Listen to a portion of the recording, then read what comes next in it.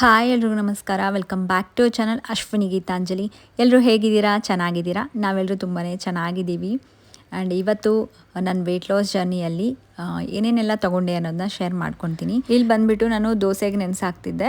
So ಅದಕ್ಕೇನೇನು ತೊಗೊಂಡಿದ್ದೀನಿ ಅಂದರೆ white rice 2 glass ತೊಗೊಂಡಿದ್ದೀನಿ. ಆ್ಯಂಡ್ 1 ಗ್ಲಾಸಷ್ಟು ಜೋಳ ತೊಗೊಂಡಿದ್ದೀನಿ, ಒಂದು ಗ್ಲಾಸಷ್ಟು ಉದ್ದಿನಬೇಳೆ, 1 ಹಿಡಿಯಷ್ಟು ಕಡಲೆಬೇಳೆ ಆ್ಯಂಡ್ 2 ಟೇಬಲ್ ಸ್ಪೂನಷ್ಟು ಮೆಂತೆ. ಸೊ ಯಾರೆಲ್ಲ ವೆಯ್ಟ್ ಲಾಸ್ ಮಾಡಬೇಕು ಆ್ಯಂಡ್ ಹೆಲ್ದಿಯಾಗಿರಬೇಕು ಅಂದ್ಕೊಳ್ಳೋರು ಈ ಥರ ನಾವು ಬರೀ ಅಕ್ಕಿಯಿಂದ ದೋಸೆ ಹಾಕ್ಕೊಳ್ಳೋದ್ರ ಬದಲು ಅದರಲ್ಲಿ ಸಜ್ಜೆ ಆಗಲಿ, ರಾಗಿ ಆಗಲಿ ಅಥವಾ ಜೋಳ ಆಗಲಿ ಮಿಕ್ಸ್ ಮಾಡೋದ್ರಿಂದ ಹೆಲ್ತಿಗೂ ತುಂಬಾ ಒಳ್ಳೆಯದು. ಆ್ಯಂಡ್ ಅದು ಕಾಂಪ್ಲೆಕ್ಸ್ ಕಾರ್ಬೋಹೈಡ್ರೇಟ್ ಆಗುತ್ತೆ. ಸೊ ನಮ್ಮ ವೆಯ್ಟ್ ಲಾಸ್ಗೂ ಹೆಲ್ಪ್ ಆಗುತ್ತೆ. ಮಕ್ಕಳಿಗೂ ಅಷ್ಟೇ ತುಂಬ ಇಷ್ಟಪಡ್ತಾರೆ. ರುಚಿ ಎಷ್ಟು ಚೆನ್ನಾಗಿರುತ್ತೆ ಗೊತ್ತಾ? ಒಂದ್ಸರಿ ಟ್ರೈ ಮಾಡಿ ನೋಡಿ. ನೀವು ಬರೀ ಜೋಳದಿಂದ ಆದರೂ ನೀವು ದೋಸೆ ಮಾಡ್ಕೋಬೋದು. ಜೋಳ, ಸಜ್ಜೆ ಈ ಥರ ಎಲ್ಲ ಹಾಕಿದರೆ ದೋಸೆ ಹೇಗೆ ಬರುತ್ತೋ ಅಂತ ಅಂದ್ಕೊಳ್ಬೋದು. ನಾನು ತೋರಿಸ್ತೀನಿ ನೋಡಿ, ತುಂಬ ಪರ್ಫೆಕ್ಟಾಗಿ ಹೋಟೆಲ್ಸಲ್ಲಿ ಮಾಡೋ ಥರನೇ ನಿಮಗೆ ಬರುತ್ತೆ ಈ ಥರ ದೋಸೆಗಳೆಲ್ಲ. ಆ್ಯಂಡ್ ಇಲ್ಲಿ ಬಂದುಬಿಟ್ಟು ನಾನು ಮಾರ್ನಿಂಗ್ ಆರಾಧ್ಯನ ಬಾಕ್ಸಿಗೆ ರೆಡಿ ಮಾಡ್ತಿದ್ದೆ. ಸೊ ದೋಸೆ ಮತ್ತು ಇಡ್ಲಿಗಳೆಲ್ಲ ಮಕ್ಕಳು ತುಂಬಾ ಇಷ್ಟಪಡ್ತಾರಲ್ಲ, ಅವ್ರಿಗೇನು ಮಾಡಿಕೊಡ್ತೀರಾ ಅಂತಂದರೆ ಬರೀ ಅಕ್ಕಿಯಿಂದ ದೋಸೆ ಮಾಡಿಕೊಡ್ದೆ ಈ ಥರ ಹೆಲ್ದಿ ವರ್ಷನಲ್ಲಿ ಮಾಡಿದ್ರೆ ಮಕ್ಳಿಗೂ ತುಂಬಾ ಹೆಲ್ತಿಗೆ ಬೆನಿಫಿಟ್ಸ್. ಹಾಗೆ ನಾನು ತೊಗೊಳ್ಳೋವಂಥ ಬ್ರೇಕ್ಫಾಸ್ಟ್ ಹೇಳಿದ್ನಲ್ಲ, 2 ಕಂಡೀಷನ್ಸ್ನ ನಾನು ರೂಲ್ಸ್ನ ಫಾಲೋ ಮಾಡ್ತೀನಿ ನನ್ನ ವೆಯ್ಟ್ ಲಾಸ್ ಜರ್ನಿಯಲ್ಲಿ ಅಂತ. ಒಂದು ಬಂದುಬಿಟ್ಟು ನಂದು ಯೂಶ್ವಲಿ ಬ್ರೇಕ್ಫಾಸ್ಟ್ ಪ್ಲೇಟ್ ಬಂದುಬಿಟ್ಟು ಕಲರ್ಫುಲ್ ಆ್ಯಂಡ್ ತುಂಬಾ ನ್ಯೂಟ್ರಿಷಿಯಸ್ ಆಗಿರುವಂಥ ಪ್ಲೇಟ್ ಇರಬೇಕು. ಸೊ ಅದ್ರ ಎಲ್ಲ ಪ್ರೋಟೀನ್ ಸಿಗಬೇಕು, ಫೈಬರ್ ಸಿಗಬೇಕು, fats, healthy fats, carbohydrates, vitamins, minerals ಈ ಥರ ಎಲ್ಲ ಸಿಗಬೇಕು. ಆ ಥರ ನಾನು ಚೂಸ್ ಮಾಡ್ಕೊತೀನಿ ಅಂತ. ತುಂಬ ಜನ ನೀವು ಕೇಳಿರೋದೇನು ಅಂದರೆ ಸೀಡ್ಸು ನಟ್ಸು ತೊಗೋಬೇಕು ಅಂತ ಹೇಳಿದ್ನಲ್ಲ, ಎಷ್ಟು ಕ್ವಾಂಟಿಟಿನ ತೊಗೋಬೇಕು ಕರೆಕ್ಟಾಗಿ ತಿಳಿಸಿ ವೆಯ್ಟ್ ಲಾಸ್ಗೆ ಅಂತ ಹೇಳಿದ್ರಿ. ಸೊ ಈ ವಿಡಿಯೋಲಿ ಅದನ್ನ ನಾನು ನಿಮಗೆ ಕ್ಲಾರಿಫೈ ಮಾಡ್ತೀನಿ. ಸೊ ಆರಾಧ್ಯನ್ಗೆ 2 ಬಾಕ್ಸ್ ಕಟ್ಟಬೇಕು. ಈ ಥರ ದೋಸೆ ಇಡ್ಲಿ ಮಾಡಿದಾಗೆಲ್ಲ ಅವಳಿಗೆ ತುಂಬ ಇಷ್ಟಪಡ್ತಾಳೆ. 1 ಬಾಕ್ಸಲ್ಲಿ ಅವಳಿಗೆ ದೋಸೆಗೆ ಸ್ವಲ್ಪ ಚಾಕ್ಲೇಟ್ ಸಾಸ್ನ ಹಾಕಿದ್ದೀನಿ. ಆ್ಯಂಡ್ ಇನ್ನೊಂದು ದೋಸೆಯಲ್ಲಿ ನಾನು ಕಡಲೆ ಪುಡಿನ ಹಾಕಿಬಿಟ್ಟು, ತುಪ್ಪ ಹಾಕಿಬಿಟ್ಟು ಈ ಥರ ತಿನ್ನೋದಕ್ಕೂ ಚೆನ್ನಾಗಿರುತ್ತೆ ಮಕ್ಕಳಿಗೆ. ಆ್ಯಂಡ್ ಚಟ್ನಿ ಏನಾದರೂ ಕೊಟ್ಟು ಕಳಿಸಿದರೆ ತಿನ್ನೋದೇ ಇಲ್ಲ, ಹಾಗಾಗಿ ಅವಳಿಗೆ ಚಟ್ನಿ ಅಷ್ಟೊಂದು ಇಷ್ಟಪಡೋದಿಲ್ಲ. ಈ ಥರದನ್ನ ದೋಸೆ ಮಾಡಿದಾಗ ಈ ಥರ ಮಾಡಿ ಕಳಿಸ್ತೀನಿ. ಆ್ಯಂಡ್ ಇವಾಗ ನಾನು ಬ್ರೇಕ್ಫಾಸ್ಟ್ಗೆ ರೆಡಿ ಮಾಡ್ಕೊಳ್ತಾ ಇದ್ದೀನಿ ನೋಡಿ. ನಾನು ಹೇಳಿದ್ನಲ್ಲ ಅವಾಗೆ, ಸೊ ನೆನೆಸಿಟ್ಟಿರೋವಂಥ ನಟ್ಸ್, ಸೀಡ್ಸ್ ಎಷ್ಟು ತೊಗೋಬೋದು ಅಂತಂದರೆ ನಾವಿಲ್ಲಿ ಆ್ಯಸ್ ಎ ಮೀಲ್ ಅಂದರೆ ಕಂಪ್ಲೀಟ್ ಬ್ರೇಕ್ಫಾಸ್ಟ್ ಆಗಿ ತೊಗೊಳ್ತಾ ಇದ್ದೀವಿ. ಇದ್ರ ಬದಲು ಮತ್ತೆ ಇದನ್ನು ತೊಗೊಂಡು ಮತ್ತೆ ಬೇರೆ ಏನು ತೊಗೊಳ್ತಾ ಇಲ್ಲ. ಸೊ ಹಾಗಾಗಿ ನಮ್ಮ ಬ್ರೇಕ್ಫಾಸ್ಟಿಂದು ಪ್ಲೇಟ್ ಹೇಗಿರಬೇಕು ಅಂತ ನಾನು ತೋರಿಸ್ತೀನಿ ನಿಮಗೆ. ಆ್ಯಂಡ್ ನನಗೆ 14 ಮಂತ್ಸ್ ಪಾಪು ಇದೆ. ಸೊ ಬ್ರೆಸ್ಟ್ ಫೀಡ್ ಮಾಡ್ತಾ ಇರೋದ್ರಿಂದ ನಾನು ಎಷ್ಟು ಕ್ವಾಂಟಿಟಿ ಅಂದರೆ ವೆಯ್ಟ್ ಲಾಸ್ಗೆ ನಾನು ಎಷ್ಟು ಕ್ವಾಂಟಿಟಿ ತೊಗೊಳ್ತಾ ಇದ್ದೀನಿ. ಆ್ಯಂಡ್ ಯಾರೆಲ್ಲ ನಾರ್ಮಲ್ ಇರ್ತಾರಲ್ಲ ಅಂದರೆ ಬ್ರೆಸ್ಟ್ ಫೀಡ್ ಮಾಡದೇ ಇರ್ತಾರಲ್ಲ ಅಂಥವರು ವೆಯ್ಟ್ ಲಾಸ್ಗೆ ಎಷ್ಟು ಕ್ವಾಂಟಿಟಿ ತೊಗೊಂಡ್ರೆ ಅವ್ರಿಗೆ ಹೆಲ್ಪ್ ಆಗುತ್ತೆ ಅನ್ನೋದನ್ನ ನಾನು ಕ್ಲಿಯರಾಗಿ ತಿಳಿಸ್ತೀನಿ. ಆ್ಯಂಡ್ ಇವತ್ತು ಬ್ರೇಕ್ಫಾಸ್ಟ್ಗೆ ಯಾವ ಥರ ನಾನು ಪ್ಲೇಟ್ನ ಅರೇಂಜ್ ಮಾಡ್ಕೊಂಡಿದ್ದೆ ಅಂದರೆ ಒಂದು 3 ಪೀಸಷ್ಟು ನಾನು ಮ್ಯಾಂಗೋಸ್ನ ತೊಗೊಂಡಿದ್ದೀನಿ, 3 ಸ್ಲೈಸಷ್ಟು. ನೆಕ್ಸ್ಟ್ ಬಂದುಬಿಟ್ಟು 2 ಖರ್ಜೂರ ತೊಗೊಂಡಿದ್ದೀನಿ. ಸೊ ನಾರ್ಮಲಾಗಿದ್ದವರು ಒಂದೇ ಖರ್ಜೂರ ತೊಗೊಳ್ಳಿ ಸಾಕು. ಒಂದು ಆಪ್ರಿಕಾಟು, ನೆಕ್ಸ್ಟ್ ಬಂದುಬಿಟ್ಟು 6 ಬಾದಾಮಿ ತೊಗೊಂಡಿದ್ದೀನಿ ಆ್ಯಂಡ್ 2 ವಾಲ್ನಟ್ಟು. ಸೊ ಇವೆಲ್ಲ ಸೇಮ್ ತೊಗೊಳ್ಳಿ. ನೆಕ್ಸ್ಟ್ ಬಂದುಬಿಟ್ಟು ನೆನೆಸಿಟ್ಟಿರೋ ಅಂಥ ಸೀಡ್ಸ್, ನಟ್ಸ್ ಏನಿದಾವಲ್ಲ, ಒಂದು 2 ಪಿಸ್ತಾ ತೊಗೊಂಡ್ರೆ ಸಾಕು. ಎಲ್ಲವೂ ಅರ್ಧ ಟೇಬಲ್ ಸ್ಪೂನ್, ಅದಕ್ಕಿಂತ ಜಾಸ್ತಿ ಬೇಡ. ನೆನೆಸಿಡಬೇಕಾದ್ರೇ ನೀವು ಜಸ್ಟ್ ಅರ್ಧ ಟೇಬಲ್ ಸ್ಪೂನಷ್ಟು ಕುಂಬಳಕಾಯಿ ಬೀಜ, ಸೂರ್ಯಕಾಂತಿ ಬೀಜ ಮತ್ತು ಕಲ್ಲಂಗಡಿ ಬೀಜನ ತೊಗೊಂಡಿದ್ದೀನಿ. ಈ ಥರ ಸೀಡ್ಸ್ನೇ ತೊಗೋಬೇಕಾ ಅಂತ ನೀವು ಕೇಳಿದರೆ ಹಾಗೇನೂ ಇಲ್ಲ. ನಿಮ್ಮ ಮನೆಯಲ್ಲಿ ಯಾವ ಅವೈಲಬಲ್ ಇರುತ್ತಲ್ಲ ಅವನ್ನ ತೊಗೋಬೋದು. ನೆಕ್ಸ್ಟ್ ಇಲ್ಲಿ ಪ್ರೋಟೀನ್ಗೋಸ್ಕರ ನಾನು ಎಕ್ಸ್ಟ್ರಾ ಪ್ರೋಟೀನ್ ಸೋರ್ಸ್ಗೋಸ್ಕರ ನಾನಿಲ್ಲಿ ಕಡಲೆಕಾಳನ್ನ ನೆನೆಸಿಟ್ಟು ಕುದಿಸಿರುವಂಥ ಕಡಲೆಕಾಳನ್ನ ಒಂದು ಚಿಕ್ಕ ಕಪ್ಪಷ್ಟು ತೊಗೊಂಡಿದ್ದೀನಿ. ಇದಿಷ್ಟು ಕಂಪ್ಲೀಟ್ ನಂದು ಬ್ರೇಕ್ಫಾಸ್ಟ್ ಆಗಿದೆ ನೋಡಿ. ಎಷ್ಟು ನೋಡೋದಕ್ಕೆ ಕಲರ್ಫುಲ್ ಆ್ಯಂಡ್ ತುಂಬಾ ನ್ಯೂಟ್ರಿಷಿಯಸ್ ಆಗಿರುವಂಥ ಫುಡ್ ಇದು. ಬ್ರೆಸ್ಟ್ ಫೀಡ್ ಮಾಡ್ತಿದ್ರು, ಚಿಕ್ಕ ಮಕ್ಕಳಾಗಿದ್ದರು, ವಯಸ್ಸಾಗಿದ್ದರು. ಸೊ ಹೆಲ್ದಿಯಾಗಿ ಫಿಟ್ ಆಗಿರಬೇಕು ಅಂದ್ಕೊಂಡ್ರೆ ತುಂಬ ಈಸಿಯಾಗಿ ಮಾಡ್ಕೋಬೋದು. ನಾನು ನಿನ್ನೆ ವೀಡಿಯೋಲಿ ತಿಳಿಸಿದೆ, ವೆಯ್ಟ್ ಲಾಸ್ ಅಂದರೆ ಹೌಸ್ ವೈಫ್ಸ್ಗೆಲ್ಲ ವೆಯ್ಟ್ ಲಾಸ್ ಮಾಡ್ಕೋಬೇಕು ಅಂದ್ಕೊಳ್ತಾ ಇರ್ತಾರೆ. ಬಟ್ ಮನೇಲಿ ಕೆಲಸ, ಮಕ್ಕಳಿಗೆ ಮ್ಯಾನೇಜ್ ಮಾಡಿಕೊಂಡು ಸೊ ಈ ಥರ ಎಲ್ಲ ಸಪ್ರೇಟಾಗಿ ಮಾಡ್ಕೊಂಡು ತೊಗೊಳೋದಕ್ಕೆ ಆಗ್ತಾ ಇರಲ್ಲ. ಅಂಥವ್ರಿಗೆಲ್ಲ ತುಂಬ ಚೆನ್ನಾಗಿ ವರ್ಕ್ ಆಗುತ್ತೆ. ನಾನು ಹೇಳೋವಂಥ ಟಿಪ್ಸ್ನ ಡಯಟ್ ಫಾಲೋ ಮಾಡಿದ್ರೆ ತುಂಬ ಒಳ್ಳೆ ರಿಸಲ್ಟ್ಸ್ ಬರುತ್ತೆ. ಆ್ಯಂಡ್ ನಾನು ಬ್ರೇಕ್ಫಾಸ್ಟ್ ಮುಗಿಸ್ಕೊಂಡಾದ್ಮೇಲೆ ಮನೇಲಿ ಕೆಲವೊಂದು ಸಲ ನೀವು ಕೇಳಿದ್ರಿ ನಿನ್ನೆ ವೀಡಿಯೋಲಿ, ಅಜ್ಜಿನೂ ಇದೇ ಥರ ನೀವು ಕೊಡೋವಂಥ ಹೆಲ್ದಿ ಬ್ರೇಕ್ಫಾಸ್ಟ್ ತೊಗೊತಾರ ತಿನ್ನೋದಕ್ಕೆ ಇಷ್ಟಪಡ್ತಾರ ಅಂತ. ಸೊ ಡೆಫಿನೆಟ್ಲಿ ಇಷ್ಟ ಅವ್ರಿಗೆ. ಯಾರಿಗೆ ಇಷ್ಟ ಆಗಲ್ಲ ಹೇಳಿ, ಈ ಥರ ಹೆಲ್ದಿಯಾಗಿ ಅರೇಂಜ್ ಮಾಡಿಕೊಟ್ರೆ ನೋಡೋಕ್ಕೂ ತುಂಬ ಚೆನ್ನಾಗಿರುತ್ತೆ. ಬಟ್ ಕೆಲವೊಂದು ಸಲ ಈ ಥರ ದೋಸೆ ಆಗಿರ್ಬೋದು, ಪಡ್ಡು ಆಗಿರ್ಬೋದು, ಏನಾದರೂ ಸ್ಪೆಷಲ್ ಬ್ರೇಕ್ಫಾಸ್ಟ್ ಮಾಡಿದಾಗ ಅವ್ರಿಗೆ ಅದನ್ನು ಹಾಕ್ಕೊಟ್ಟಿರ್ತೀನಿ.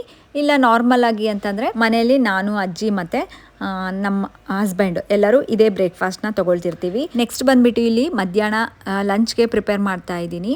ನಾನು ಬೆಳಗ್ಗೆ ದೋಸೆ ತಿಂದಿರಲಿಲ್ಲಲ್ಲ, ಸೊ ದೋಸೆನೇ ಮಿಸ್ ಮಾಡ್ಕೊಳ್ಳೋಕ್ಕಂತೂ ಆಗೋದಿಲ್ಲ.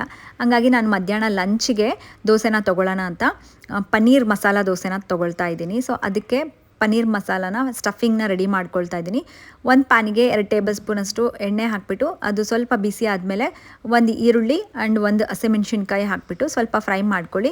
ಅದಕ್ಕೆ ತುರಿದಿರೋವಂಥ ಕ್ಯಾರೆಟು ಆ್ಯಂಡ್ 1 ಟೊಮ್ಯಾಟೊ, ಸೊ ಇವೆಲ್ಲ ಹಾಕಿ ಸ್ವಲ್ಪ ಲೋ ಫ್ಲೇಮಲ್ಲಿ ಫ್ರೈ ಮಾಡ್ಕೊಳ್ಳಿ. ಜಾಸ್ತಿ ಏನು ಫ್ರೈ ಮಾಡ್ಕೊಳ್ಳೋದು ಅವಶ್ಯಕತೆ ಇಲ್ಲ.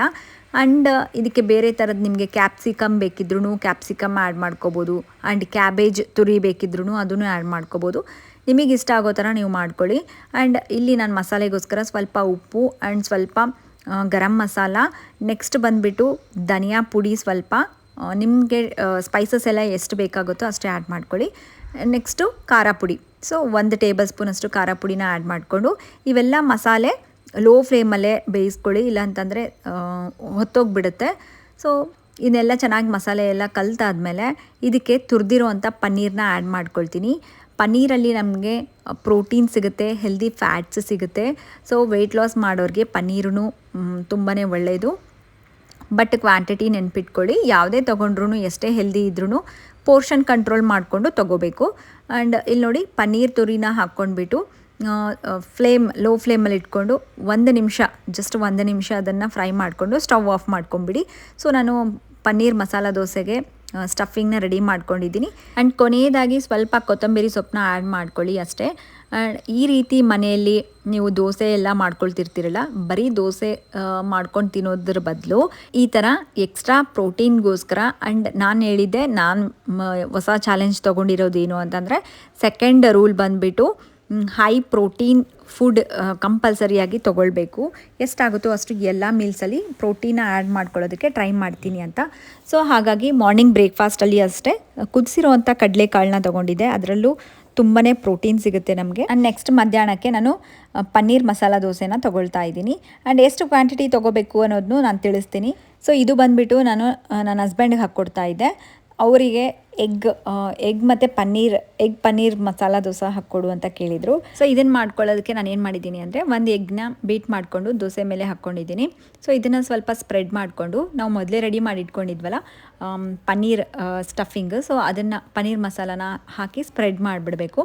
ಇದು ಸ್ವಲ್ಪ ಹಸಿ ಇದ್ದಾಗೆ ಮಾಡ್ಕೊಳ್ಬೇಕು, ಇಲ್ಲಾಂದರೆ ಅದಕ್ಕೆ ಅಂಟ್ಕೊಳ್ಳೋದಿಲ್ಲ, ಬಿದ್ದುಬಿಡುತ್ತೆ. ಸೊ ಈ ಥರದನ್ನ ನೀವು ಎಗ್ ಪನ್ನೀರ್ ಮಸಾಲ ದೋಸೆ ಮಾಡ್ಕೊಂಡು ತೊಗೊಂಡ್ರೆ ಒಂದೇ ತೊಗೊಳ್ಳಿ ವೆಯ್ಟ್ ಲಾಸ್ಗೆ. ನನಗೆ ಯೂಶ್ವಲಿ ಏನಾಗುತ್ತೆ ಅಂದರೆ, ಈ ಥರ ದೋಸೆಗಳಲ್ಲಿ ಎಗ್ ಹಾಕ್ಕೊಂಡು ತೊಗೊಂಡಾಗ ಸ್ವಲ್ಪ ಡೈಜೆಷನ್ ಪ್ರಾಬ್ಲಮ್ ಅನಿಸುತ್ತೆ, ಸ್ವಲ್ಪ ಗ್ಯಾಸ್ಟ್ರಿಕ್ ಆದಂಗೆ ಆಗುತ್ತೆ. ಹಾಗಾಗಿ ನಾನು ಅವಾಯ್ಡ್ ಮಾಡ್ತೀನಿ ಈ ಥರ ಎಗ್ ದೋಸೆ ಎಲ್ಲ. ನನಗೆ ಈ ಥರ ಬರೀ ಪನ್ನೀರ್ ಮಸಾಲ ದೋಸೆ ಅಥವಾ ಬರೀ ಮಸಾಲ ದೋಸೆ ಆ ಥರ ಇಷ್ಟಪಡ್ತೀನಿ.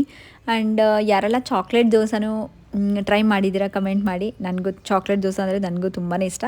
ಏನಿಲ್ಲ, ಸ್ವಲ್ಪ ದೋಸೆ ಮಾಡಬೇಕಾದ್ರೆ ಒಂಚೂರು ತುಪ್ಪ ಹಾಕಿಬಿಟ್ಟು ಅದಕ್ಕೆ ಚಾಕ್ಲೇಟ್ ಸಿರಪ್ನ ಹಾಕ್ಕೊಂಡು ತಿನ್ನೋದೆ ನಾರ್ಮಲ್. ಅಂದರೆ ಚೀಟ್ ಡೇಸಲ್ಲಿ ತಿಂತೀನಿ, ಬಟ್ ಇವಾಗ ವೆಯ್ಟ್ ಲಾಸ್ ಮಾಡ್ತಿರೋದ್ರಿಂದ ಅವನ್ನೆಲ್ಲ ಅವಾಯ್ಡ್ ಮಾಡ್ತೀನಿ. ಆ್ಯಂಡ್ ಅವ್ರಿಗೆಲ್ಲ ದೋಸೆ ಹಾಕ್ಕೊಟ್ಟಾದ್ಮೇಲೆ ನನಗೆ ಪನ್ನೀರ್ ಮಸಾಲ ದೋಸೆನ ಹಾಕ್ಕೊಳ್ತಾ ಇದ್ದೀನಿ. ತುಂಬ ಸಿಂಪಲ್.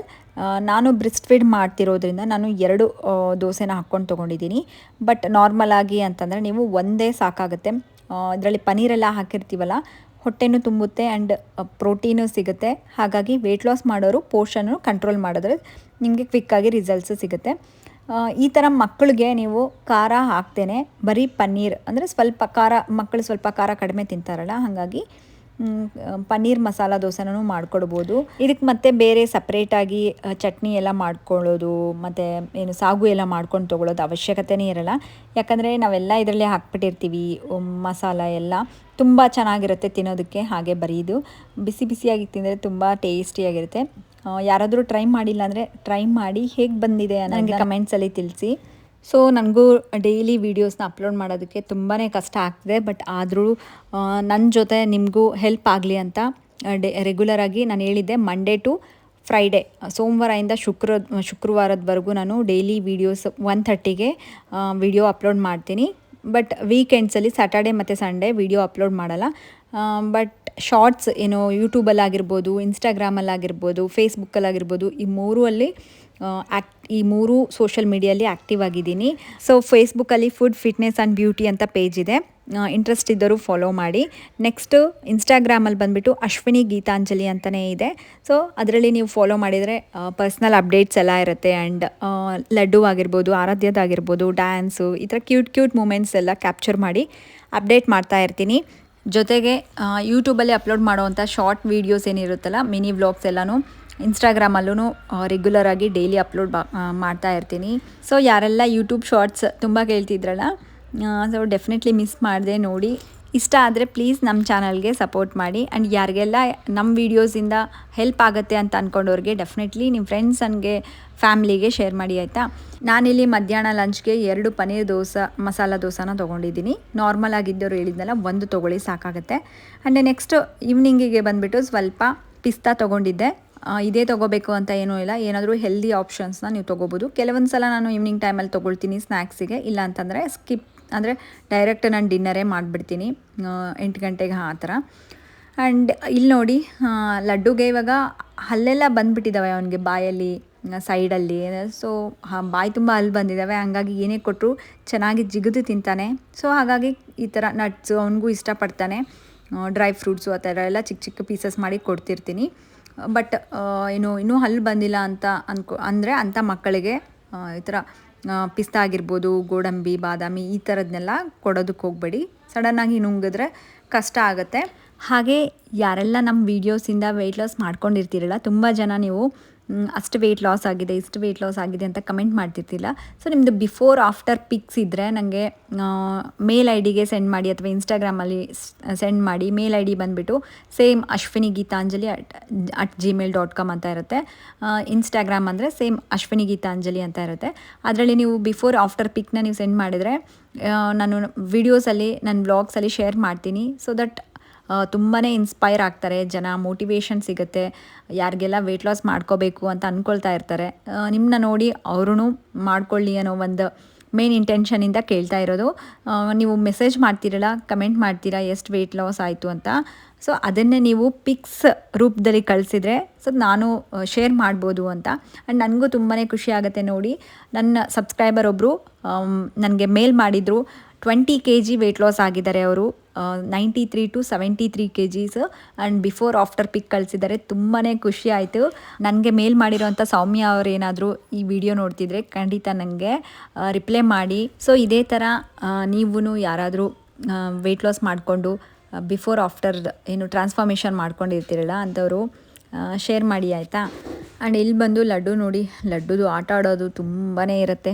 ಅವ್ರ ಅಕ್ಕಂದು ಡ್ಯಾನ್ಸ್ ಮಾಡ್ತಿದ್ರೆ ಅವನು ಡ್ಯಾನ್ಸ್ ಮಾಡ್ತಿರ್ತಾನೆ. ಆ್ಯಂಡ್ ಈಗೆಲ್ಲನೂ ಅರ್ಥ ಮಾಡ್ಕೊತಾನೆ. ಇದನ್ನೆಲ್ಲ ಈವ್ನಿಂಗ್ ಟೈಮಲ್ಲಿ ಸ್ವಲ್ಪ ಅವ್ರ ಜೊತೆ ಟೈಮ್ ಸ್ಪೆಂಡ್ ಮಾಡಿ ನೆಕ್ಸ್ಟ್ ನಾನು ಡಿನ್ನರ್ಗೆ ಪ್ರಿಪೇರ್ ಮಾಡ್ಕೊಳ್ತಾ ಇದ್ದೀನಿ. ಆ್ಯಂಡ್ ಇವತ್ತು ಡಿನ್ನರ್ಗೆ ತುಂಬಾ ಸಿಂಪಲ್, ವೆಜಿಟೇಬಲ್ಸ್ ಎಲ್ಲನೂ ಹಾಕಿಬಿಟ್ಟು ಉಪ್ಪಿಟ್ಟನ್ನ ಮಾಡಿದ್ದೆ. ಬರೀ ಉಪ್ಪಿಟ್ಟು ತೊಗೊಳ್ಳೋ ಬದಲು ಈ ಥರ ವೆಜಿಟೇಬಲ್ಸ್ನ ಆ್ಯಡ್ ಮಾಡಿ, ಸೊ ಸ್ವಲ್ಪ ಫೈಬರ್ ಸಿಗುತ್ತೆ. ಆ್ಯಂಡ್ ಇನ್ನೂ ನಮಗೆ ಪ್ರೋಟೀನೂ ಸಿಗಬೇಕು ಅಂತಂದರೆ ಕಡಲೆಕಾಳೆಲ್ಲ ಬರುತ್ತಲ್ಲ, ಕುದಿಸಿರೋವಂಥ ಕಡಲೆಕಾಳಾಗಿರ್ಬೋದು, ಅಥವಾ ಮೊಳಕೆ ಬರ್ಸಿರೋವಂಥ ಹೆಸರು ಕಾಳು, ಈ ಥರದ ಕಾಳುಗಳನ್ನ ಆ್ಯಡ್ ಮಾಡಿ ನಾವು ಉಪ್ಪಿಟ್ಟು, ಅವಲಕ್ಕಿಗಳನ್ನ ತೊಗೊಳ್ಳೋದ್ರಿಂದ ನಮಗೆ ವೆಯ್ಟ್ ಲಾಸ್ಗೆ ತುಂಬ ಹೆಲ್ಪ್ ಆಗುತ್ತೆ. ನೀವು ಕೇಳ್ತಿರ್ತೀರ, ನಮಗೆ ಈ ಥರ ಸ್ಪೆಷಲೆಲ್ಲ ಮಾಡ್ಕೊಂಡು ತೊಗೊಳ್ಳೋದಕ್ಕೆ ಆಗೋದಿಲ್ಲ, ನಾವು ಉಪ್ಪಿಟ್ಟು, ಅವಲಕ್ಕಿ ಈ ಥರದ್ರಲ್ಲೇ ನಾವು ಮನೇಲಿ ಮಾಡೋವಂಥ ಅಡುಗೆಗಳನ್ನ ತೊಗೊಂಡು ವೆಯ್ಟ್ ಲಾಸ್ ಹೇಗೆ ಮಾಡ್ಕೋಬೇಕು ತಿಳಿಸಿ ಅಂತ ಕೇಳ್ತಿರ್ತೀರಲ್ಲ. ಸೊ ಈ ಟಿಪ್ನ ಫಾಲೋ ಮಾಡಿ, ಏನೇ ತೊಗೊಂಡ್ರೂ ಮನೇಲಿ ಮಾಡೋದು ತೊಗೊಂಡ್ರೂ ನೀವು ಎಕ್ಸ್ಟ್ರಾ ಅದಕ್ಕೆ ಪ್ರೋಟೀನ್ ಆ್ಯಡ್ ಮಾಡ್ಕೊಳ್ಳೋದ್ರಿಂದ, ಅಂದರೆ ಕಾಳುಗಳ ರೂಪದಲ್ಲಿ ಅಥವಾ ಪನ್ನೀರ್ ಆಗಿರ್ಬೋದು, ಸೋಯಾ ಚಂಕ್ಸ್, ಈ ಥರ ಪ್ರೋಟೀನ್ ಯಾವುದರಲ್ಲಿ ಸಿಗುತ್ತಲ್ಲ ಆ ಥರ ಫುಡ್ಗಳನ್ನ ಈ ಥರ ನಾರ್ಮಲ್ ಅಡುಗೆಗಳಿಗೆ ಆ್ಯಡ್ ಮಾಡಿಕೊಂಡಾಗ ಅದು ಪ್ರೋಟೀನ್ ರಿಚ್ ಆಗಿಬಿಟ್ಟು ನಮಗೆ ವೆಯ್ಟ್ ಲಾಸ್ಗೆ ತುಂಬ ಹೆಲ್ಪ್ ಮಾಡುತ್ತೆ. ಸೊ ಇದನ್ನು ಫಾಲೋ ಮಾಡಿದರೆ ಖಂಡಿತ ನೀವು ನಾರ್ಮಲ್ ಫುಡ್ಗಳನ್ನೇ ತೊಗೊಂಡು ಆರಾಮಾಗಿ ವೆಯ್ಟ್ ಲಾಸ್ ಆಗ್ಬೋದು. ಸೊ ಇವತ್ತು ಡಿನ್ನರು ನಾನು ಒಂದು ಚಿಕ್ಕ ಬೌಲಷ್ಟು ವೆಜಿಟೇಬಲ್ ಉಪ್ಪಿಟ್ಟನ್ನ ತೊಗೊಂಡು ಕಂಪ್ಲೀಟ್ ಮಾಡಿಕೊಂಡೆ. ಆ್ಯಂಡ್ ಇವತ್ತಿನ ಡೇ ಏನೆಲ್ಲ ತೊಗೊಂಡೆ ಅನ್ನೋದನ್ನ ಶೇರ್ ಮಾಡ್ಕೊಂಡಿದ್ದೀನಿ. ಸೊ ಇದೇ ಥರ ಇನ್ನು ಒಳ್ಳೆ ವೀಡಿಯೋಸು ಆ್ಯಂಡ್ ಒಳ್ಳೆ ವೆಯ್ಟ್ ಲಾಸ್ ರೆಸಿಪೀಸ್ನ ನಿಮ್ಮ ಜೊತೆ ಶೇರ್ ಮಾಡಿಕೊಂಡು ಹೆಲ್ದಿಯಾಗಿ ಒಟ್ಟಿಗೆ ವೆಯ್ಟ್ ಲಾಸ್ ಆಗೋಣ, ಫಿಟ್ ಆಗಿರೋಣ, ಹೆಲ್ದಿ ಆಗಿರೋಣ. ಆ್ಯಂಡ್ ಈ ವಿಡಿಯೋ ಇಲ್ಲಿಗೆ ಎಂಡ್ ಮಾಡ್ತೀನಿ. ವಿಡಿಯೋ ಇಷ್ಟ ಆದರೆ ಪ್ಲೀಸ್ ಲೈಕ್ ಮಾಡಿ. ಇನ್ನೂ ನಮ್ಮ ಚಾನಲ್ಗೆ ಯಾರಾದರೂ ಸಬ್ಸ್ಕ್ರೈಬ್ ಮಾಡದೆ ವೀಡಿಯೋಸ್ ನೋಡ್ತಾ ಇದ್ರೆ ಅಂಥವ್ರು ಪ್ಲೀಸ್ ಸಬ್ಸ್ಕ್ರೈಬ್ ಮಾಡಿಕೊಂಡು ನೋಟಿಫಿಕೇಷನ್ನ ಆನ್ ಮಾಡ್ಕೊಳ್ಳಿ. ಅದರಲ್ಲಿ ಆಲ್ ಆಪ್ಷನ್ ಅಂತ ಚೂಸ್ ಮಾಡಿಕೊಂಡ್ರೆ ನಾನು ಅಪ್ಲೋಡ್ ಮಾಡೋ ಪ್ರತಿ ವೀಡಿಯೋಸು ನಿಮಗೆ ಮಿಸ್ ಮಾಡದೆ ನೋಡ್ಬೋದು, ನೋಟಿಫಿಕೇಷನ್ ಬರುತ್ತೆ. ಸೊ ಮತ್ತೆ ನೆಕ್ಸ್ಟ್ ವ್ಲಾಗಲ್ಲಿ ಸಿಗ್ತೀನಂತೆ. ಅಲ್ಲಿವರೆಗೂ ಟೇಕ್ ಕೇರ್, ಬಾಯ್.